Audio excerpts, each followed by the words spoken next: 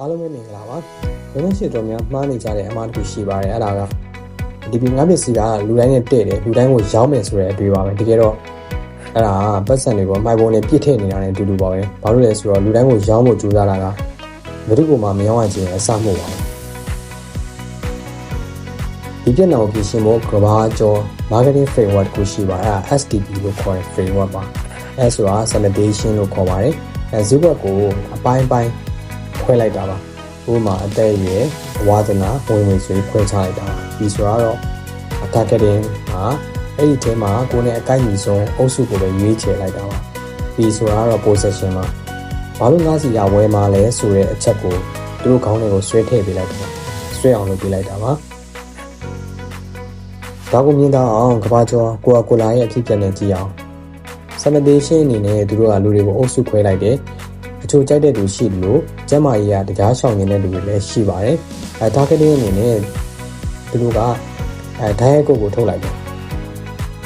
။ဒါပေမဲ့ဓာတ်ရိုက်ကုတ်ကအမျိုးသမီးတွေကြားမှာပဲရမ်းပေါက်သွားပြီးမျိုးသားတွေအနေနဲ့ကဓာတ်ရိုက်ဆိုတဲ့စကားလုံးကိုမသိမကြိုက်ကြပါဘူး။ position အနေနဲ့သူတို့ကုတ်0ကိုထုတ်တယ်။အရသာကပုံမှန်ကုတ်အတိုင်းပဲဒါပေမဲ့ sugar 0ဒါကို strong ဖြစ်တဲ့ပုံစံနဲ့သူတို့လူငယ်မျိုးသားတွေကိုပဲ target ထားပြီးတော့positioning လုပ်လိုက်တာရတဲ့အနေနဲ့ကကုတ်တမျိုးလေးကိုပဲလူတိုင်းတောက်စုံမတိုက်ပဲ STP ကိုသုံးပြီးတော့တစ်ခါလုံးကလူမျိုးစီကပတ်စံတွေကိုတင်းကျုံယူနိုင်သွားတာပါ STP ကိုသုံးရင်ရရှိမယ့်အကျိုးကျေးဇူး၃မျိုးရှိပါတယ်ပထမက